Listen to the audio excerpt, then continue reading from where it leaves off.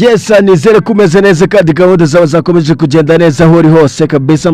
Nizere ko ibintu ari uburyo. Uyu munsi ni vibe ku makuru avugwa hirya no hino mu byamamare bigiye bitandukanye, ni ibyamamare ku isi. Ndetse iyo mavuga ngo komeza udukurikirane kandi subscribe nibirashoboka TV Rwanda ngengama ndi Eros, aho tujye kugenda tugaruka ku makuru agiye atandukanye kabisa, tubagezaho updates zose zigiye zitandukanye. Kandi subscribe kugira ngo dukomeze tubane, ndetse wibuke no kugira gutya ukande kunzogera kugira ngo gahunda zacu zose uhite uzibona, cyangwa se amakuru tukugezaho uhite uyabona. Hanyuma uyu munsi turaza kugaruka ku nkuru ihari, cyangwa se inkuru imeze neza kabisa ku bakristo Katolika bishimiye ko babonye umupapa mushya, cyangwa se papa yabonetse kabisa, nyuma yuko uwari uhari Papa Francisco yitabye ku munsi wo ku itariki 21 z'ukwezi kwa kane 2025. N'uyu mwaka nta minsi iciyemo myinshi, gusa hakaba habonetse undi mupapa mushya. Ese uyu mupapa kabisa atukomoka he, n'uwuhe? Ese amazina yasanzwe ni irihe zina yamaze gufata kuri ubu ngubu ry'ubupapa? Muziko amazina yabo bahita bayahindura, bahita bamuha izina ry'ubupapa kabisa, ry'ubukardinali rikava agahita afata izina ry'ubupapa. Bitavuze ko amazina yasanzwe ariho, ariko nyine agahita afata n'irindi zina bamwita, nk'uko muri Amerika hari amazina bita umuyobozi wabo mukuru, ugasanga bamwise amazina agiye atandukanye, bamwitirira igozi iki bitewe nuko babihisemo hariya mu gihugu cyabo. Nuko nguko bimeze, niyo updates cyangwa se niyo makuru ngiye kugenda nkugezaho. Komeze udukurikirane, iyi ni Birashoboka TV Rwanda, nge ndi Eros, dukomeje kubana, ndaje nkubwire uko bihagaze. Yes, nanone guha ikaze kuri Birashoboka TV Rwanda, aho usanga amakuru avugwa mu byamamare sinema nyarwanda. Tuba turiyo tukakugerera kuba DJs, tukakugerera kuba hanzi, ndetse n'abandi bagiye batandukanye.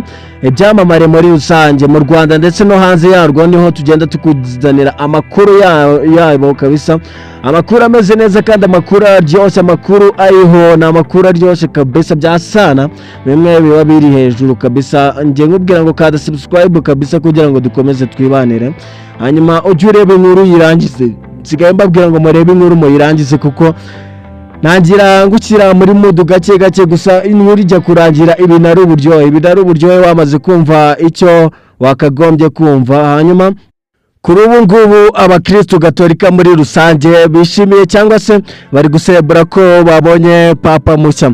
Hanyuma uyu papa mushya ese aje guhindura iki? Ni iki aje guhindura? Gusa nizere ko gahunda z'abakristo Gatolika kabisa zakomeje kugenda neza, aho bari bose. Hari abari mu rusengero basabira papa mushya wagiyeho, ndetse n'abandi bagiye batandukanye bari hirya no hino, gusa bose bakaba bahurije ko bemera Imana imwe kabisa, ndetse na kiliziya imwe. Impamvu bavuga ngo kiliziya ni imwe, nuko buriya baba bafite umuyobozi uyu umwe, na hahandi ho haravuka hakaza insengero zigiye zitandukanye n'ibindi, gusa zikagira abayobozi bagiye batandukanye. Gusa bo babara ko bafite umuyobozi umwe, gusa umuyobozi umwe uhagarariye abandi bayobozi.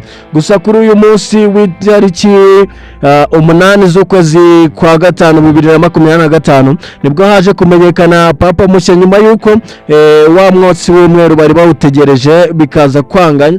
Ku nshuro ya mbere habanje haza umwotsi, hazamuka umwotsi w'umukara ubwo batwikaga za mapuro baba batoreyeho, ndetse hakaza ku nshuro ya kabiri nabwo batwitse haza umwotsi w'umukara. Ubwo urumva abakristo bari bategereje bavuga ati biraza kugenda ute, wabona tumaze iminsi hano ndetse n'iki bigiye bitandukanye. Nibyo bagendaga bagarukaho bavuga, bihebye bavuga ati se tubuze umuyobozi, tugiye kumara iminsi tutarabona umuyobozi. Ese nta muntu wavamo waba ufite umugisha wo kugira ngo atuyobore, ndetse waba uhawe umugisha n'Imana kugira ngo nyine adushyire mu murongo wa nyawo nk'uko bisanzwe? Umupapa buriya ikintu ababereyeho ni umuyoboro uhuza abantu ndetse na Kristo Yezu umukiza kabisa.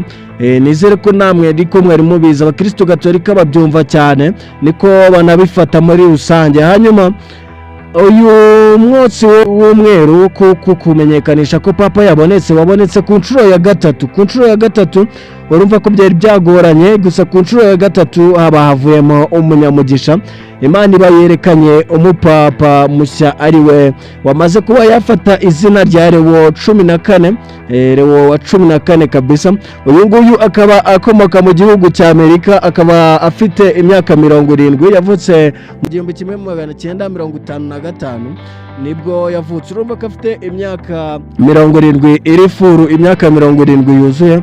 Urumva ko akiri muto muri babandi bakagombye gutora 133 binjiyemo hariya muri bazilika yitiriwe Petero Mutagatifu mu cyumba cyitwa 16 aho batorera muri la conclave kabisa. Haje kuba hatorwamo umuntu umwe ari we Robert cyangwa se Robert Francis, niyo mazina ye y'ubukardinali yari afite hariya muri Amerika kabisa, akaba ariho akomoka. Hanyuma mbere yaho mwibuke ko Donald Trump yagize gutya bamubaza ngo ese nuwuhe wumva ko yaba papa, araza kuvuga ngo byakagombye kuba byiza ari uko ari jyewe ubaye papa, gusa nifuza ko uwaba papa yakagombye kuba akomoka muri yo New York kabisa, mu murwa wa New York akaba ariho akomoka. Ibi ngibi rero nibyo yagendaga agarukaho. Nyuma yaho yaje no kuba yakwambara ikanzu, murabizi ko yaje kuba yapostinga ku mbuga zigiye zitandukanye, ku rubuga rwe hafi aho ngaho, yambaye imwe mu kanzu papa aba yambaye ndetse n'ingofero. Gusa yari yifashishije ubwenge bukorano, ubwo ni AI niyo yari yifashishije yiyambika imyenda kabisa, ubona ko yabaye nk'umupapa, yabaye nka papa kabisa, no mu ntebe y'abapapa yari yicayemo.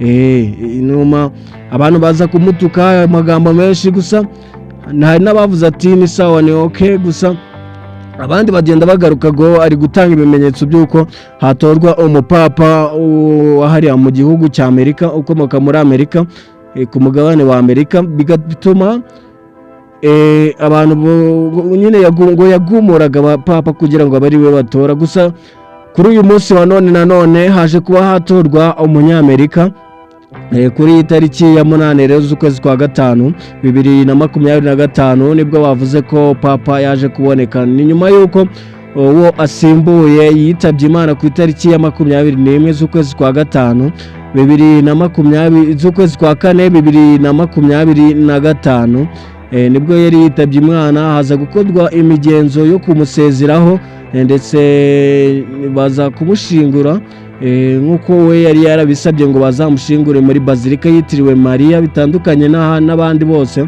bo bashinguraga ahitwa muri bazilika yitiriwe Petero Mutagatifu.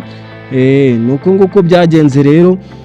Gusa ubu ngubu abakristo gatolika benshi bari mu nsengero bigiye bitandukanye. Nizere ko mukomeje kugubwa neza ndetse mwakomeje kugenda musabira uyu mupapa mushya ugiye kutuyobora cyangwa se ugiye kuyobora abakristo benshi cyane. Tuvuga ko ari ku isi hose kabisa, ari we uyoboye abantu benshi, kuko 3 bya 4 bigizwe n'abakristo gatolika. Reka nkubwire ngo kaza subscribe, like, share ndetse na comment yone waburi kivuga cyane ko kubona umupapa mushya n'ibindi hari ikintu wavugaho, cyane ko nawe yagiye avuga ko agiye kubageza kuri byinshi: urukundo, ubugira neza ndetse no kwita ku bababaye. Nawe ari gahunda ari kugenda ashyiramo ibikorwa ndetse no uburyo bwo kugarura amahoro ku isi, cyane ko abapapa buriya ni abantu bariho kugira ngo bagarure amahoro mu bihugu bigiye bitandukanye hirya no hino.